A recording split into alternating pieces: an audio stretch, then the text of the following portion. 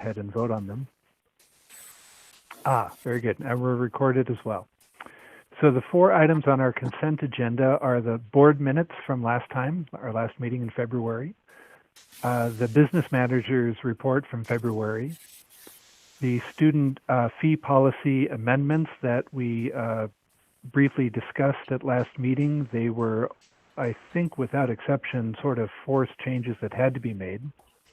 And finally, the exception to the employment of relatives policy that allows Christina to continue to teach for InTech. So those are the 4 items on our consent agenda. Would anyone like to move them? I can move. I move we accept the items on the consent agenda. I'll second. I think moved and seconded. Any discussion of those items? Yes, who moved and seconded? If you could. This is Brent. I move. And Kyla seconded. Okay. Thanks very much. Then all in favor of approving them, say aye. Aye. Aye. Aye. Is there anyone opposed? Charlie, All I right, think in this format, you will need to call for a roll call vote. Oh, all right. Then I'm just looking for the list of everybody who is here. I'll have to go by memory. Oh, here's a list. I see it now. So this is a roll call vote for the items on the consent agenda. I'll call your name and you can say yay or nay. Brad? Yay. Brent? Yay. Dan? Yay. Mike? Yay. Kyla? Yay. And Charlie says yay. I think, have I left anyone out? That's our board. Very good. Okay, very good. Then the consent agenda is passed. Gee, isn't this so much more fun than meeting in person? Well, we'll move ahead then to the action items. Jason, do you want to walk us through those? Yeah. We are required to have a sex education policy. And in the past, we've always been able to just use Cache County School District as our authorizer as long as we follow their same curriculum. We've been able to use their policy and their curriculum approval. There's some changes in the law that make that less possible. So we've had to develop this policy. Okay. Most of it's directly from the law.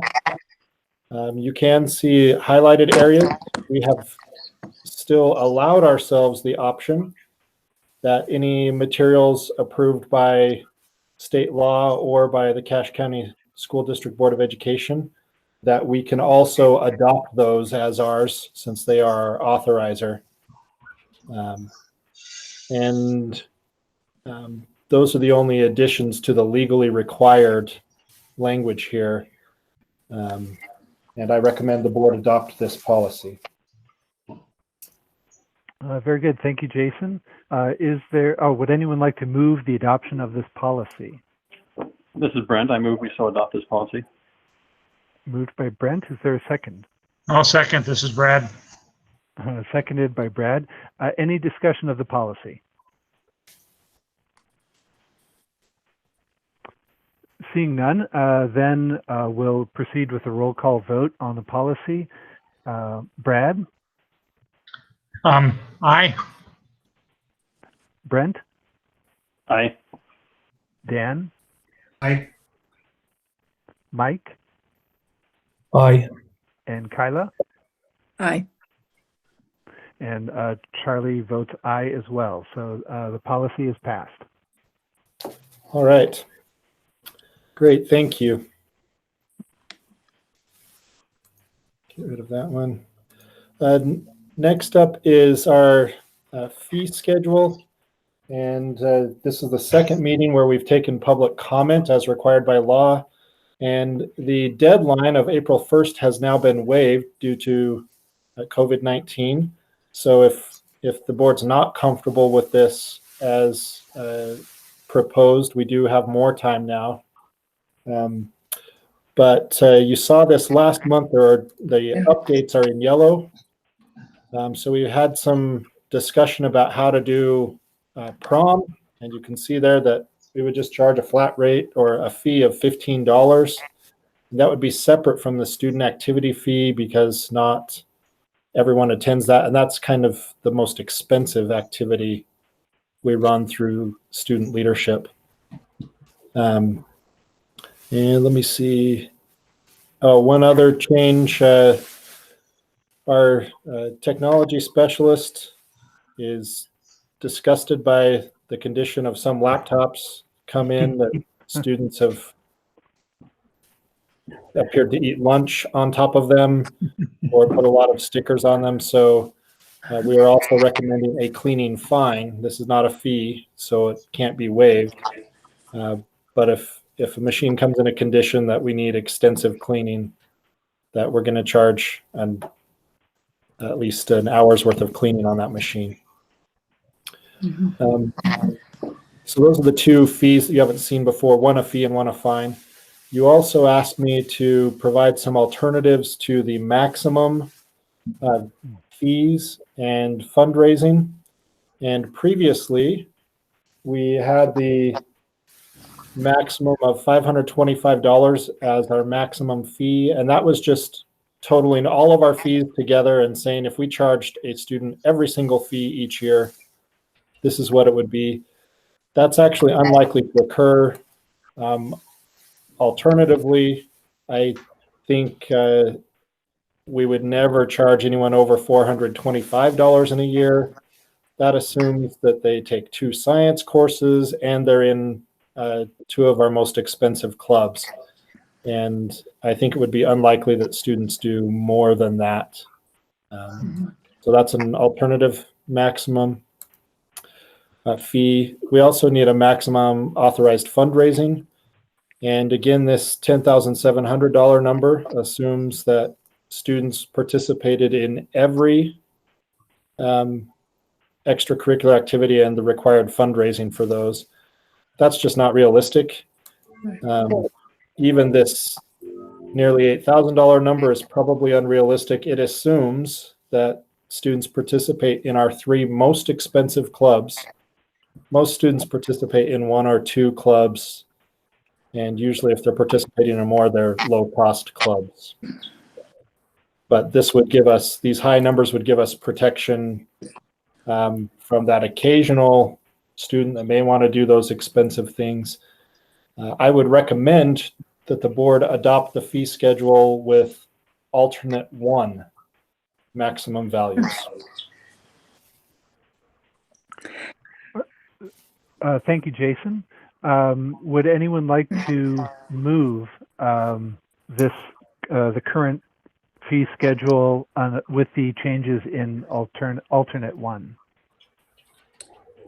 This is Kyla, and I move that we adopt the fee schedule with the alternate 1 changes. This is Brent. I second the move. All right, very good. Any discussion?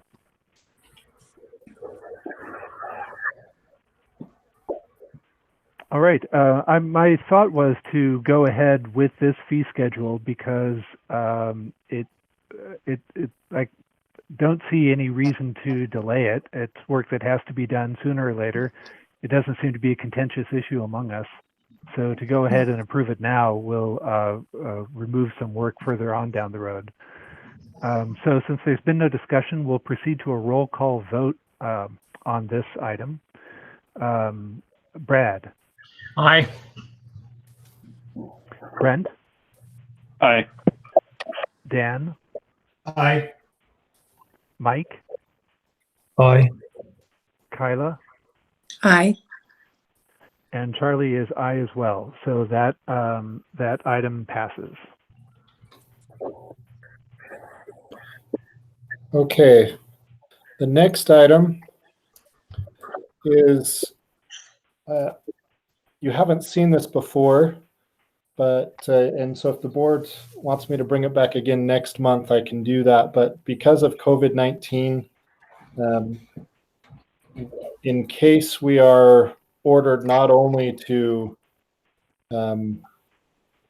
go online, but shelter in place, or in case the school year is cut short, all of which are potential possibilities. We want some flexibility for our current seniors if they are in credit trouble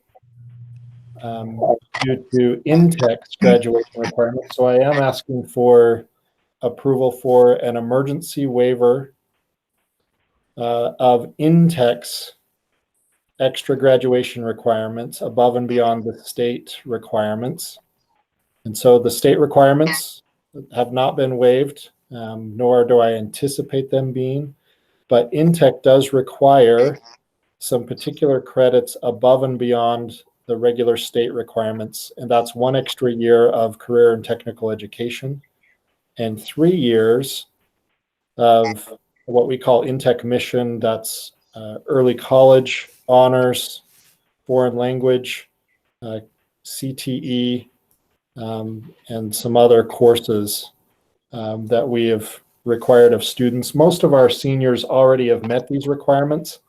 This might impact a handful of our seniors, but if it's COVID-19 that is making it so that they cannot acquire the in-tech mission credits, then I'm asking for a waiver at the discretion of the counseling and administrative team.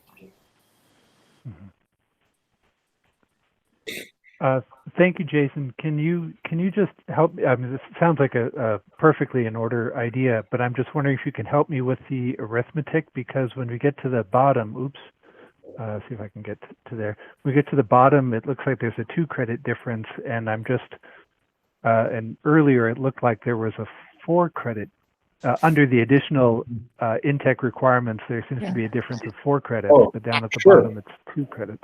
And you are correct, Charlie. So starting at the bottom with the total required, the state requires 24 credits, and InTech requires 26.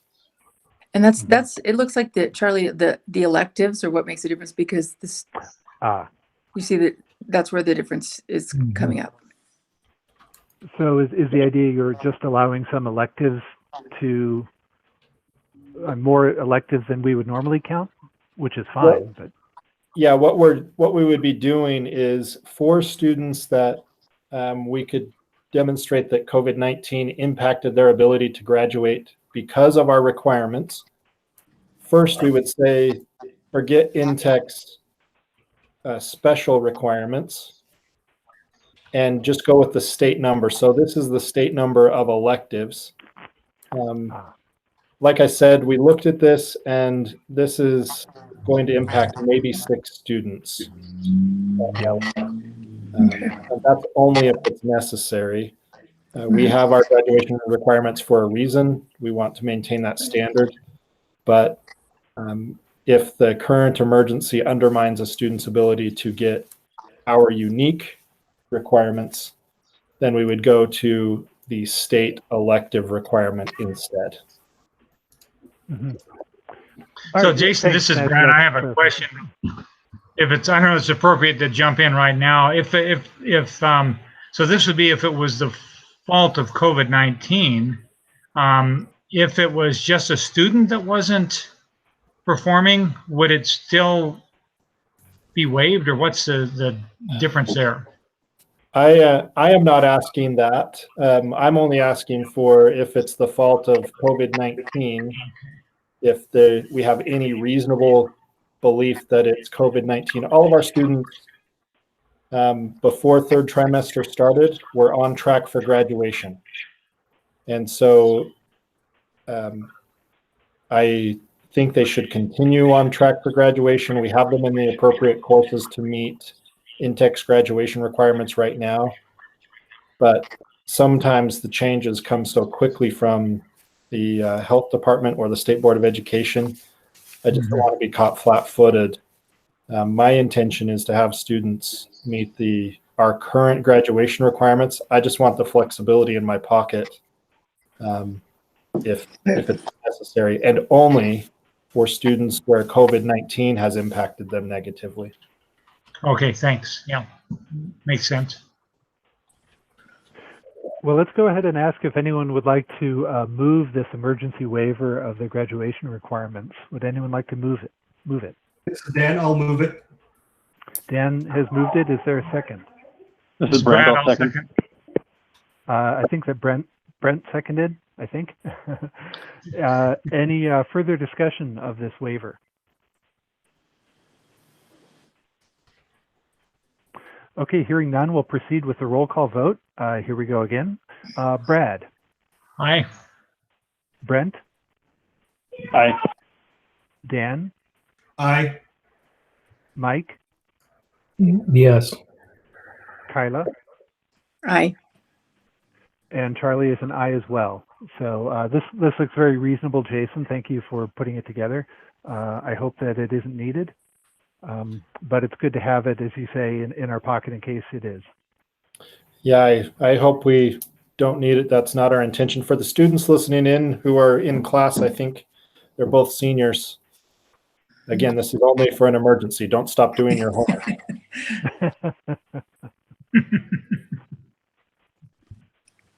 All right.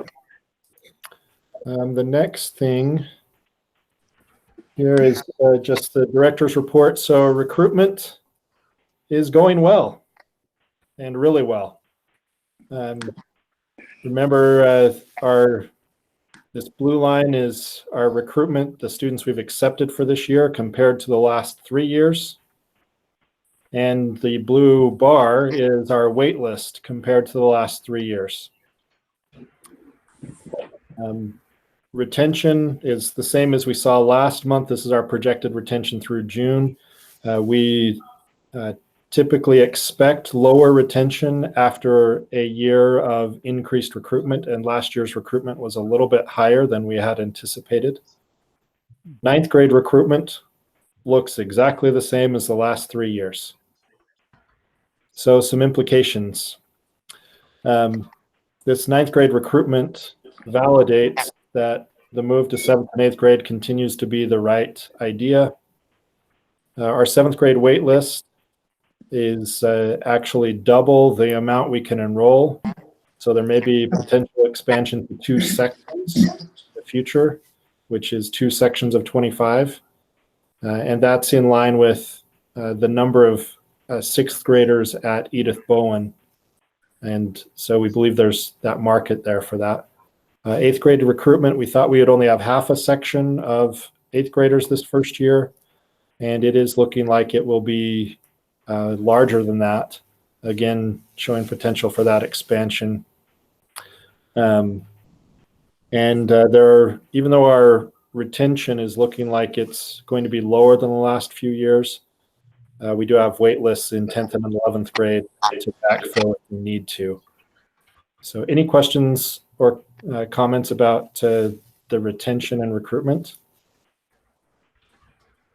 This is Charlie. Just one comment. It's at the time when we decided to add grade 7th and 8th, it was a difficult decision.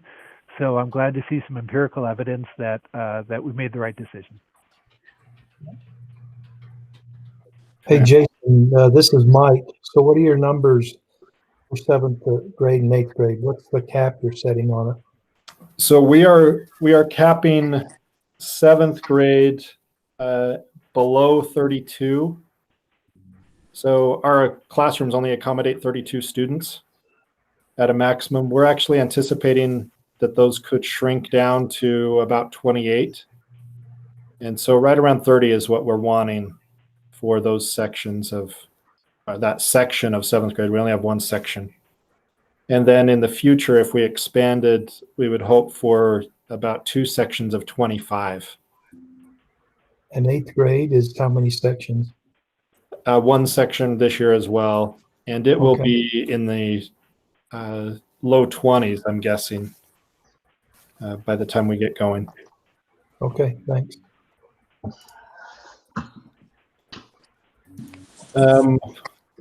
All right, we've kind of put some things for the 7th and 8th grade transition on hold. They're delayed because we've been focused on the COVID-19 implications and spinning up in-text online offerings. We have later in our meeting time an opportunity for board members to talk about expiring terms. And we did not receive the competency-based education grant or the computing partnership grant. And these 3 other grants that we are applying for, their deadlines were extended. And so we'll be taking advantage of those extensions. Just as far as our COVID-19 response, readiness-wise, all of our faculty already used Canvas to support their daily instruction. And our students had school-issued laptops and used Canvas daily for their learning. So it was really easy for us to flip the switch on that part. We've also done some additional stress testing. Our faculty this Wednesday, we didn't allow anyone in the building to just see if we could operate entirely from home. And that worked pretty well. We had just a couple small hiccups that we have to work through. And we're going to do that again the day after spring break. More not to shake out any issues, but just to make sure we know what we're doing if anyone got sick over the break. The faculty are now continuing their development of online lessons, and some are already up through May 1st, and they're going to work to do that and beyond in case we don't have students back this year at all. We would love to see our students. We hope we get to see them back in the building, but we just don't know yet. We also feel confident that should we have a shelter-in-place order in the county or the Bear River Health District, that we could do that and still operate because of our stress test that we did yesterday. We hope that doesn't happen, but Summit County has issued a shelter-in-place order, so maybe that will come in our direction as well. The state has waived all accountability requirements for fiscal year 20. So the Utah Aspire Plus, which is 9th and 10th grade end of level testing, has been canceled. The 11th grade ACT for accountability has been canceled, but ACT is, at least right now, saying they're going to provide vouchers for 11th graders to take the ACT in the summer, if that's possible, and we hope that's possible. CTE testing has likewise been suspended at least until May 1st, and students can take those CTE tests, but especially where some of our CTE courses are hands-on, we're trying to determine whether that is advisable or not. And I'm interested in knowing, Mike, if you're looking at doing those tests, making them optional, or how Cache District is doing that. Jason, tell me again which test you were referring to. The CTE end of level test, the skill test. Yeah, we're not going to do any skill testing at all. Okay, sorry, Mike, you were kind of quiet. You're not doing skills testing at all? We are not going to do skill testing at all. Okay, thank you. Yeah, what we've been told has been suspended, and we just won't do it. Yeah, we think our students will unlikely be prepared, but okay, thank you. AP testing is moving online, and it is anticipated that will be a 45-minute test that students can take from home, and it will only cover 2/3 of the content from the year, basically from up to about the first week of March. And so our students will have that option if they still want to take the AP test. As far as our daily instruction, what we're doing here is we have 5 or 6, depending on the day, 5 or 6 classes of 30 minutes each, where we have an opportunity for synchronous class instruction. And we're using Google Meet, the same platform we're using right now, to host those. And that seems to have been going pretty well for teachers who want to have a synchronous setting. Then in the afternoon, our students have work time, and it's also a time for them to call in to get online tutoring. Teachers have office hours in the afternoon. That's been working fairly well. I have asked the students for some feedback on that, what we might do to improve that. We've deployed a bunch of new technology to make this happen. Google Meet, which we're using right now. Bark is a student content monitoring application.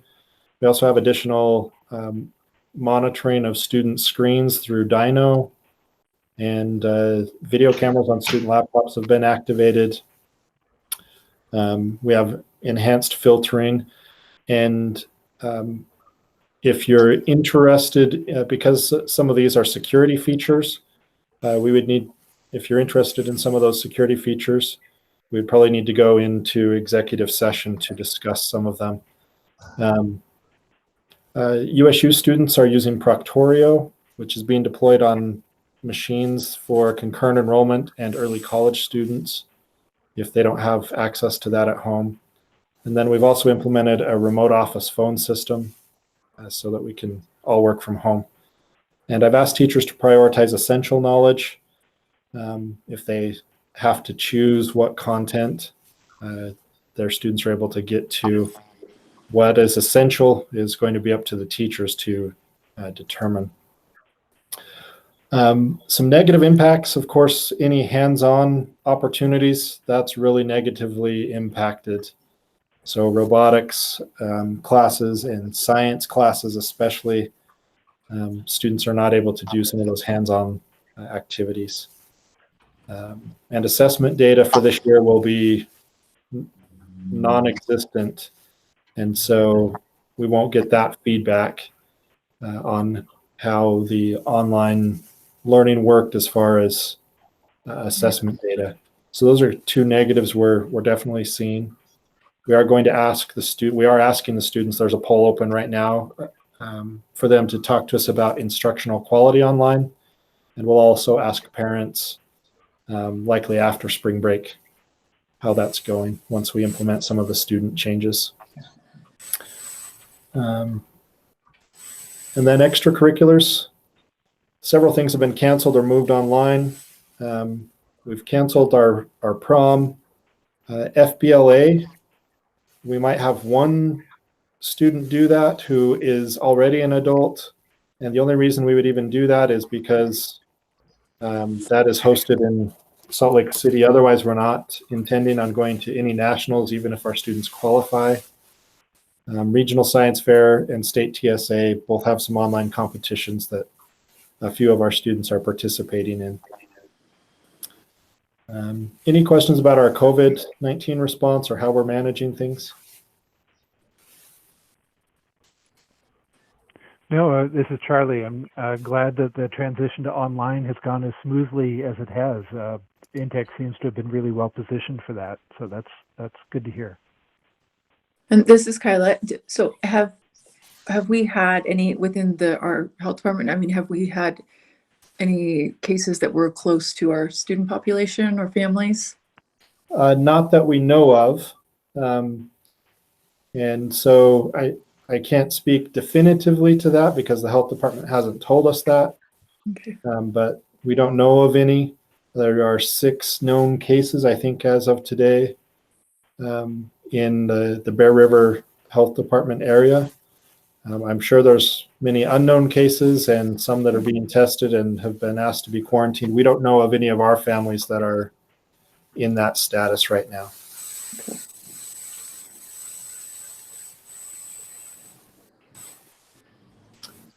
Okay. Some other honors and awards before everything got shut down.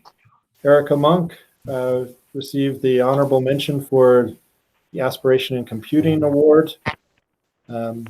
And we received the Outstanding Gold Seal Chapter Award for our FBLA group, and 2 third places, which qualify those students to go to nationals in Salt Lake if they choose to do that. And then we had a whole slew of Microsoft Office Specialist certifications. We've had a grant to provide that testing, and we've had more testing this year and more students awarded those industry certificates from Microsoft than we have in the previous 2 years since we've had that grant. So that's going smashingly. And I think that is the end of my report. Wow, that's a really impressive list of students who got the Microsoft certification. Yeah, and that's Ms. Frainer. And by the way, as far as our Intech Online, the hero of that, of course, all of our teachers and faculty have done heroic things, but our IT director, Jens Trantwein, deserves a special shout out for not only the things he's done the last 2 weeks, but all the things he's put in place the last 5 years that have allowed us to have a pretty smooth transition.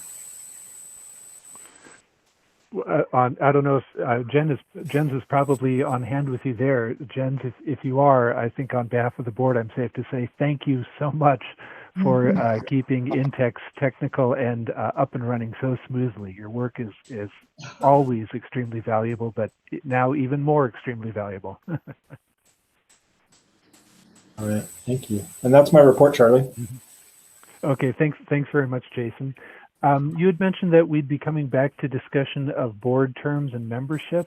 I don't know if anybody has anything to add on that front. I had meant to do some exploratory work to see, to find people who would be interested in serving on the board, but the COVID-19 thing sort of hit me as well, and so I haven't been able to make good on that promise.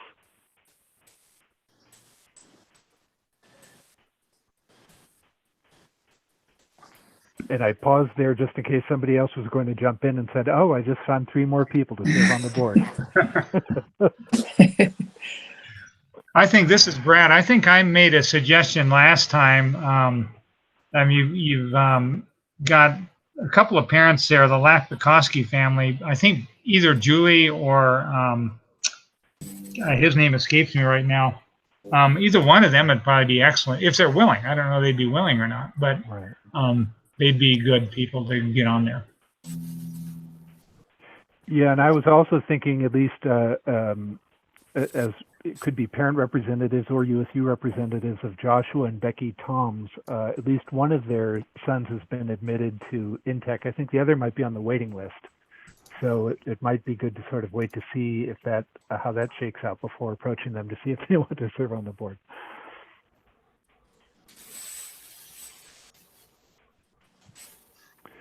All right, Jason, did you want to have any further discussion of board, or if I've stepped on anybody's comments, then forgive me.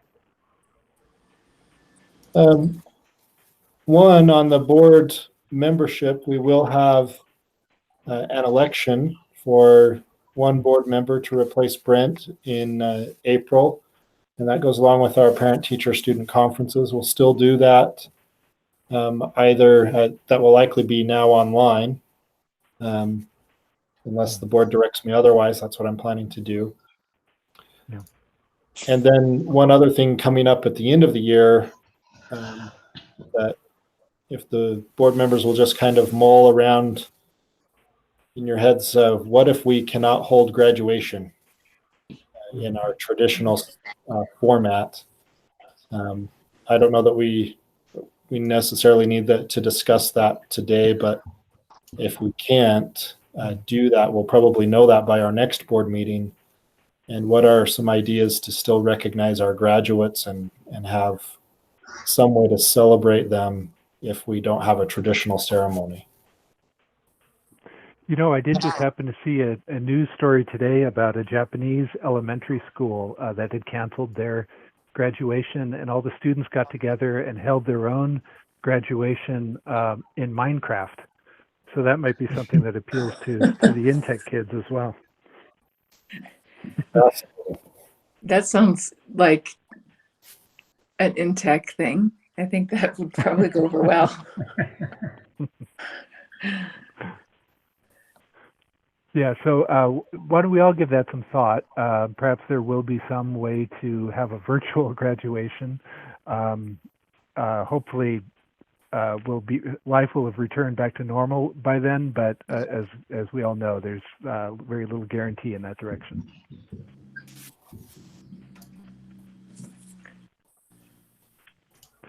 All right, if there's no, is there any further business? If not, I'll entertain a motion to adjourn. Yeah. I move we adjourn. This is Brent. Brent moves Dan. adjournment. Is there? Was that Dan? I think. Yep. Yes. Okay, great. Thank you both. Then we stand adjourned by consent.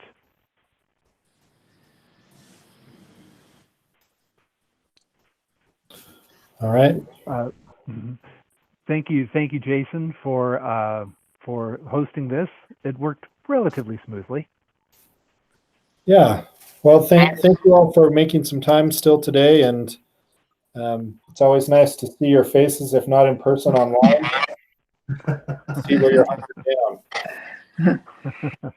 I've been looking in your backgrounds to see if there's any toilet paper that you've hoarded. We're saving newspaper. Oh, we get the newspaper here for free. I should have been. You should stock up. All right. Well, pass along again our best to the teachers. They're doing a great job with all of the transitions and adjustments.